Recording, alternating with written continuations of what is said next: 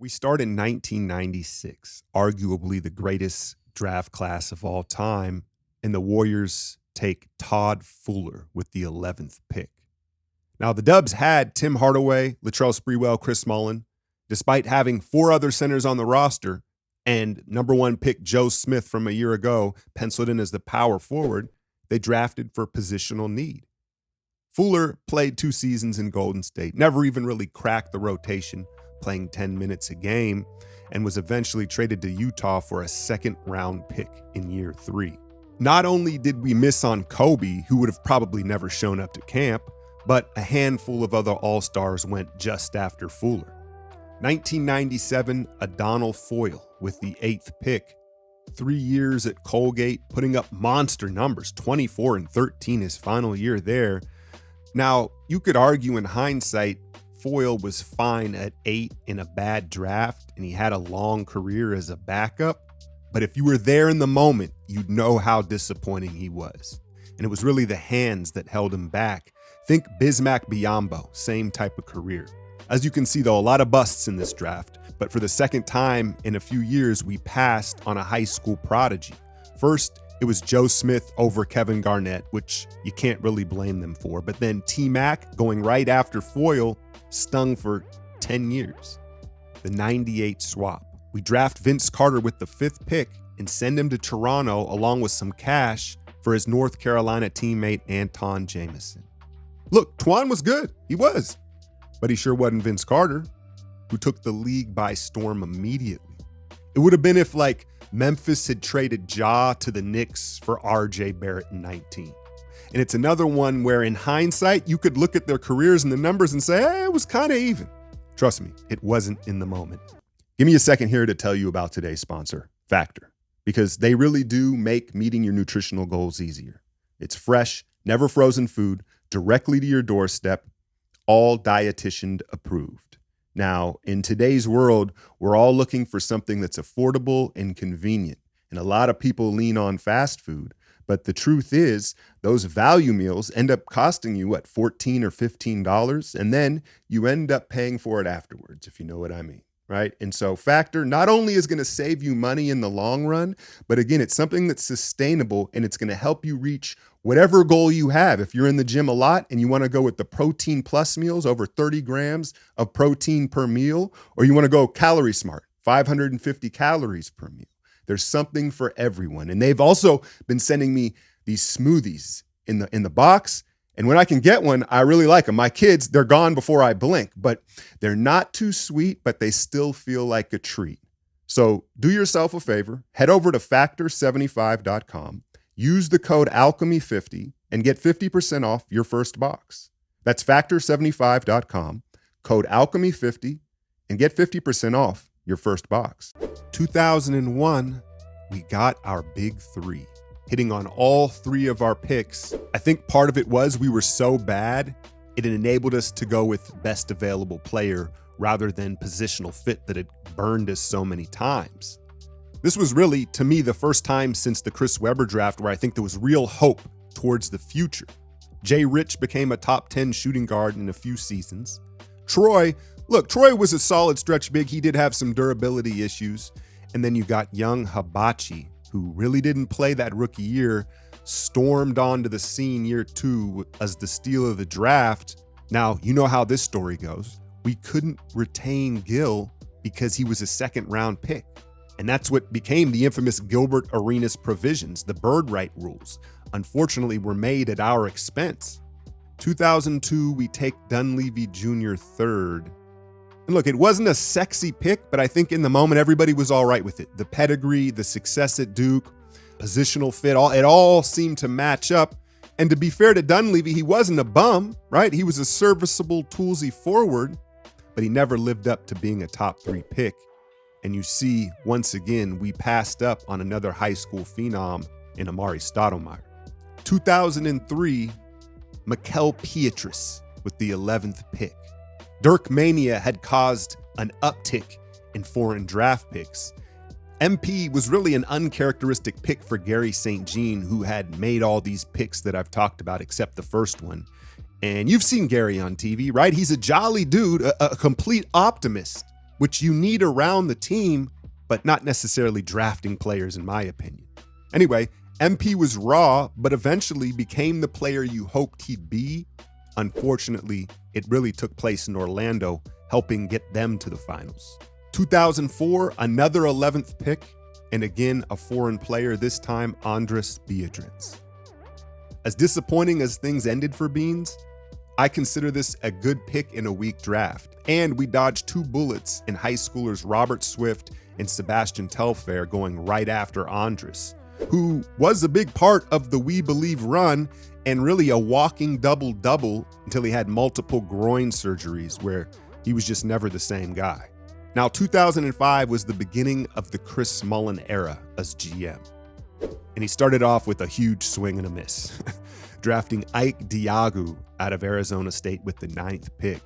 Granted, not a great class, but we did miss on Andrew Bynum right after, and Sean May, who was a similar player to Diago, was just as bad. But Ike, look, man, at times he looked like Zach Randolph, a big bully ball frame, quick feet, touch around the basket, but it was a character miss. The dude was just a lazy Saka.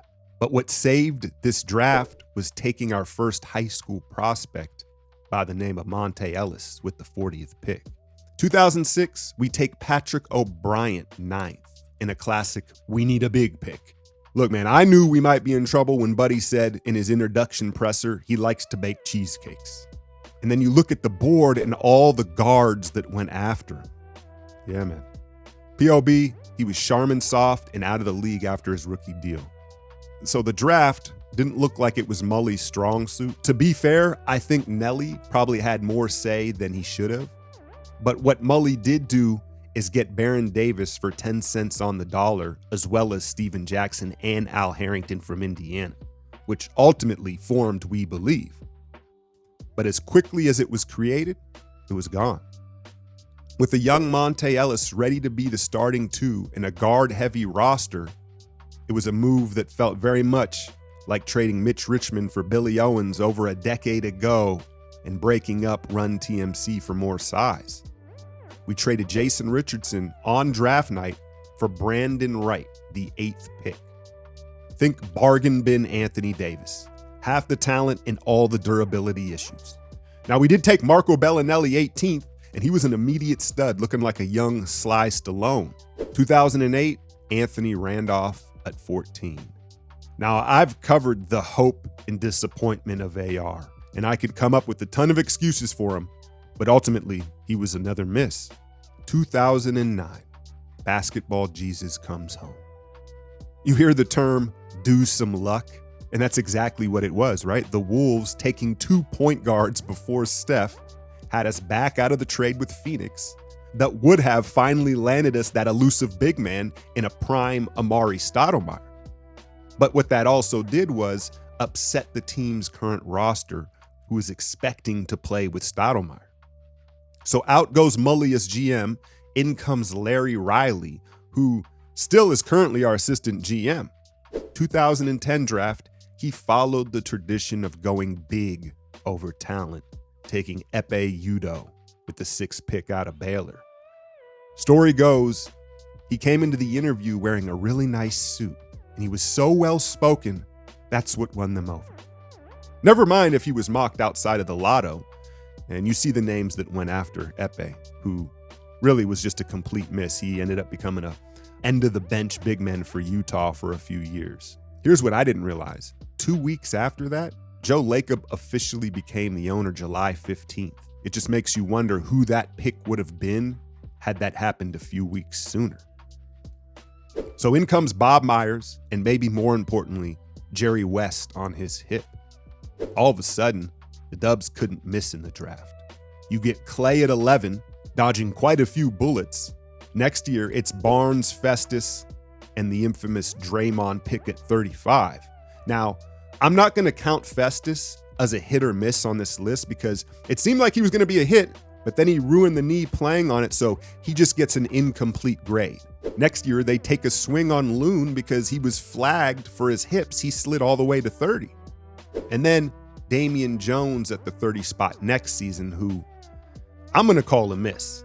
Even though you could say, hey, he was the 30th pick and he's still in the league, but he's on a Cleveland bench right now where I doubt he even sees the light of day. 2018, Jerry West leaves. He wanted more money and probably more say and praise, honestly. But I think with Durant in hand, the organization felt like they didn't need his guidance as much. We take Jacob Evans out of Cincinnati, 28th that year. Did Buddy even play for the big squad? He might have suited up a few times, but he just didn't seem to cut it physically. He wasn't nearly the athlete that he looked like at Cincinnati. And so after playing it safe and missing with Jones and Evans, 2019, they swung. Jordan Poole at 28 was not a popular pick at the time. Alan Smiley-Geach was a boomer bust swing, and then Eric Paschall fell to them at 41. Look, despite how I feel about JP's game, he's undeniably a hit at 28, right? We can all agree with that. I thought they mishandled Smiley. I didn't like what they did with him, and it was a tough spot for him. And then Eric Paschall, like Ike Diogu, has ate himself out of the league. 2020, you know who. And look, I don't blame them for the pick. I liked the swing. I think beyond not getting to see him at Memphis, COVID also played a role in not properly evaluating that class, right? I mean, imagine trying to bring in 10 guys to get run and get a workout. And it was all these individual closed workouts that I think masked some of his flaws. Nico Mannion, who at one time was a lottery pick, slid all the way to them in the second round. And he is back stateside currently trying to make the Bucks roster. He looks better, but we've already renounced his rights. 2021, Jay Koo and Mood. It's too early to say hit or miss, right? I do think they are both on their way to being hits, although it was looking spooky for Moody for a while, wasn't it? My question I have for y'all is, when you talk about hitting or missing on a draft pick, how much of it is not just if the player ends up good, but who was taken after? You could say Kuminga was a miss because Wagner was taken right after him, right? You could say Moody is a miss because Trey Murphy was taken right after him. I think context is always needed, right? How were they viewed going in? Was it a reach? Did someone slide? Do you already have a star at that position? I think all needs to be taken into account. Going over our draft history of the last 25 years, 22 first-round picks, not counting Festus Ezeli. By my count, 11 of those were busts. You say, all right, well, that's about even. That's better than how I remember it. Here's the kicker. Out of the 11 misses, 9 of them were big men. Two things stuck out to me going over this. One, something that I think a lot of people are aware of and believe in, best player available seems to work out much more than drafting for positional need. And two, I think the Warriors have a generational trauma when it comes to drafting big men. Now, you could say, hey, Nelly was at the helm for so long, and then Kerr, and they like to play small, they favor guards. It's true, but just look at the history of misses. Perhaps that's why, to this day, we're still leaning into guard play.